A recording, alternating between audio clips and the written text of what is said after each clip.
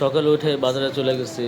বাজারে গিয়া একটা বড় 4 কেজি পাঙ্গাস কিনলাম, যে পাঙ্গাসটা কাটতেছে।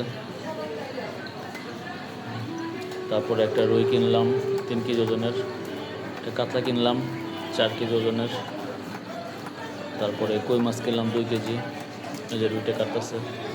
এখন তো সব কিছু সহজ, সব কিছু কাটিং করে না দেয়। এই কাতলা মাছটা আইসটা ফলাইতেছে।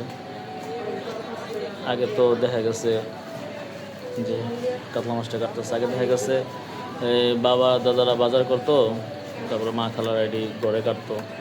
বাট এখন তো বাজার থেকে সব কিছু করে আনা লাগে, এখন আর সমস্যা হয় না। আর আমরা এলাম পুরুষ মানুষ, আমরা জন্মাইছি খাটনের লিগা, আমাদের খাটতে হইব। খাটার শেষে দেখা গেছে সংসারে সুখ আসবে। আসলে পুরুষ মানুষ জন্মাইছে গাদার খাটুনি কাটতে। ওরা যেটা কথা আছে না, অর্ধেক বা জীবন বাঁচে গাধার মতো, অর্ধেক জীবন বাঁচে কুত্তার মতো, আর লাস্টের যে বয়স থাকে তখন বাঁচে বান্দরের মতো। তখন সবাই খালি পুরুষ মানুষের লাগে মজা লাগে। এটাই হলো পুরুষ মানুষের জীবন। যাই হোক, বাজার করা শেষ, কাটাকাটিও শেষ পর্যায়ে।